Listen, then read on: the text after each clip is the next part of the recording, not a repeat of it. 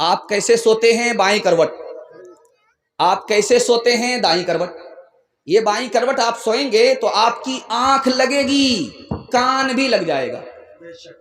آذان جب مسجد سے ہوگی تو آواز کان میں نہیں پہنچے گی.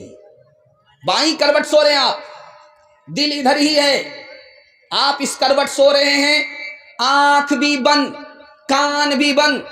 کتنی ہی زور کی آواز سے آذان آئے آپ کے کان میں نہیں پہنچتا. کیوں؟ بائیں کروٹ پر سونا سنت کے خلاف ہے. ٹھیک آپ دائیں کروٹ پر سو جائیے، یہ سنت کے مطابق ہے. دیکھیے سنت کا کتنا بڑا فائدہ ہے. آپ جیسے ہی دائیں کروٹ پر سوئیں گے آپ کی آنکھ سوئے گی، کان جاگے گا، دل لٹکا ہوا ہے. اب مسجد سے جب صدا لگے گی تو آپ کے کان میں بھی پہنچے گی. دوسری بات، ایک طرف آپ کوٹ پینٹ پہن لیجئے، لوگ آپ کو نوکر چاکر کہیں گے، اس سے زیادہ نہیں کہیں گے.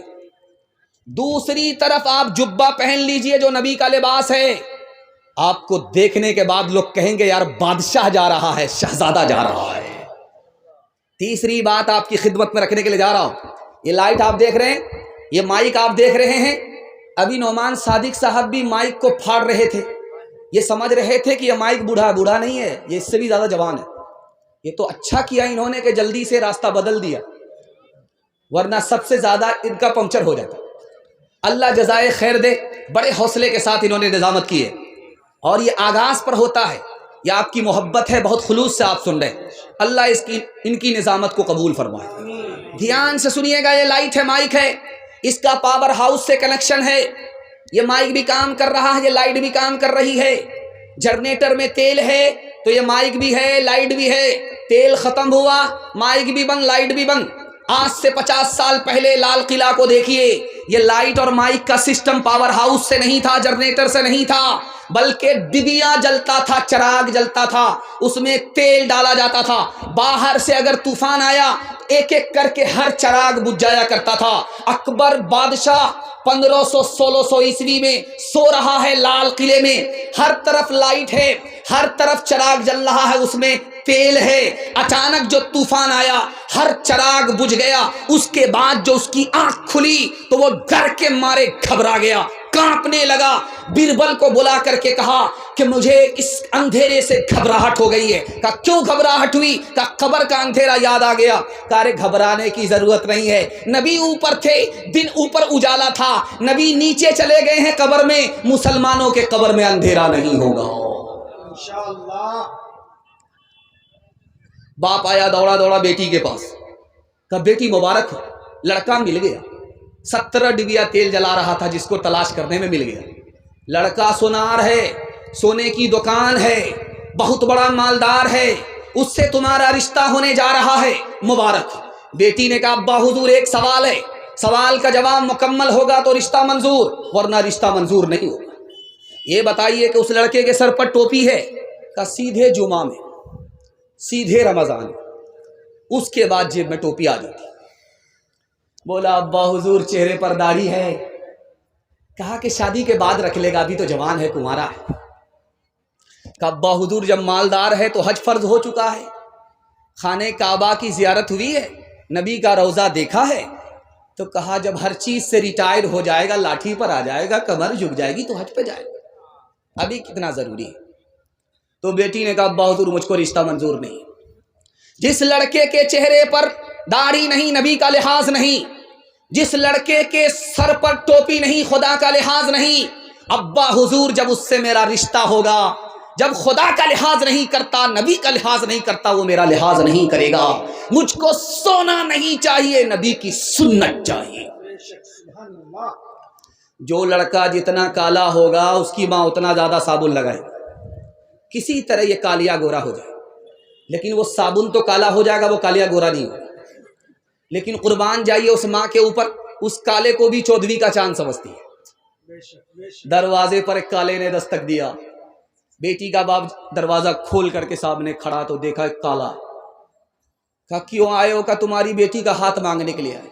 کہا رانچی سے آ رہے ہو یا پٹنہ سے آ رہے ہو؟ ہاتھ پاگل ہو یا پھول پاگل ہو؟ شیشے میں شکل تو دیکھ لی ہوتی.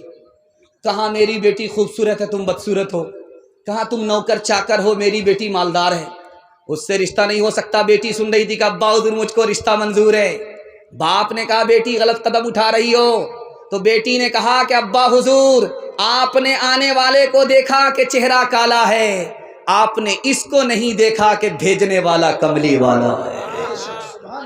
کون ہے تاریک آئین رسول مختار، مصلحت وقت کی ہے کس کے عمل کا معیار، کس کی آنکھوں میں سمایا ہے شیار اغیار، ہو گئی کسی کی نگاہ طرز سلف سے بیزار،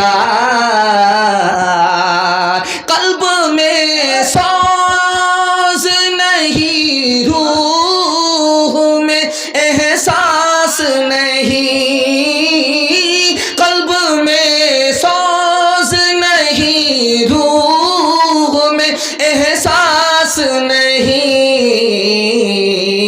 کچھ بھی پیغام محمد کا تمہیں پاس نہیں، کچھ بھی پیغام۔ بڑے اچھے ماحول میں، زندہ ماحول میں آپ نے سنا۔ میں آپ کی جوان کنواری بیٹی کے لیے دل سے دعا کرتا ہوں، اللہ غیب سے مناسب جوڑے کا انتظام فرمائے۔ تیسرا پیغام دنیا اور آخرت کے حوالے سے آپ کی خدمت میں آ رہا، سننے کے لیے تیار ہے؟ ہاتھ اٹھا دیجئے انشاءاللہ۔ جوانی میں سوئیں گے، بڑھاپے میں جاگیں گے، ہاتھ اٹھائیے انشاءاللہ۔ یہ دیکھیے زور کا جھٹکا ذرا دھیرے سے لگا۔ یہ کنیا کے بھی ماموں ہیں، دلہا کے بھی ماموں، دونوں ہاتھ اٹھا دیتے، بعد میں سوچتے رہتے ہیں کہ سوال صحیح تھا کہ غلط۔ خیر اللہ آپ کو جزائے خیر دے، جتنا بھی سن رہے ہیں، جیسا بھی سن رہے ہیں، بہت اچھا سن رہے ہیں۔ انسان کون ہے؟ اس کا جواب ایک ہی لائن میں آیا، جو علم والا ہے وہ انسان ہے۔ علم سے خدا کو پہچانے گا، علم نہیں تو خدا کی کو نہیں پہچان سکتا، تو وہ انسان ہے شکل کا، سوچ کے اعتبار سے حیوان ہے۔ بادشاہ کون ہے؟ ایک ہی لائن میں جواب آ رہا، جس کے دل میں دنیا کی محبت نہیں ہے وہ بادشاہ ہے۔ یہ بادشاہ تو کرسی پر بیٹھ کر کے حکومت کرتا ہے، اور جس کے دل میں محبت دنیا کی نہیں ہے وہ لوگوں کے دلوں پر حکومت کرتا ہے۔ دنیا میں کمینے لوگ کون ہیں؟ ایک لائن میں جواب آ رہا ہے، جو پیٹ پالنے کے چکر میں اپنے دین کا سودا کرتے ہیں، یہ کمینے اور نکمبے لوگ ہیں۔ دنیا میں سب سے بڑا عقل مند کون ہے؟ بے وقوف کون ہے؟ جس کو اپنا عیب نظر آتا ہے، دنیا کو نظر نہیں آتا، یہ سب سے بڑا عقل مند ہے۔ اور سب سے بڑا بے وقوف اس دنیا میں کون ہے؟ جس کو اپنا عیب نظر نہیں آتا، دنیا اس کے عیب کو دیکھ رہی ہے۔ اس سے بڑا دنیا میں کوئی بے وقوف نہیں ہو سکتا۔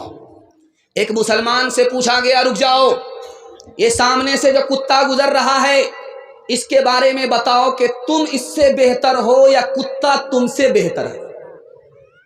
اس مسلمان نے کیا جواب دیا؟ اس نے کہا کہ اگر میرا ایمان پر خاتمہ ہو گیا تو میں اس کتے سے بہتر ہوں، اگر مرنے کے وقت میں کلمہ سے اور ایمان سے محروم ہو گیا تو میں اس کتے سے بدتر ہوں۔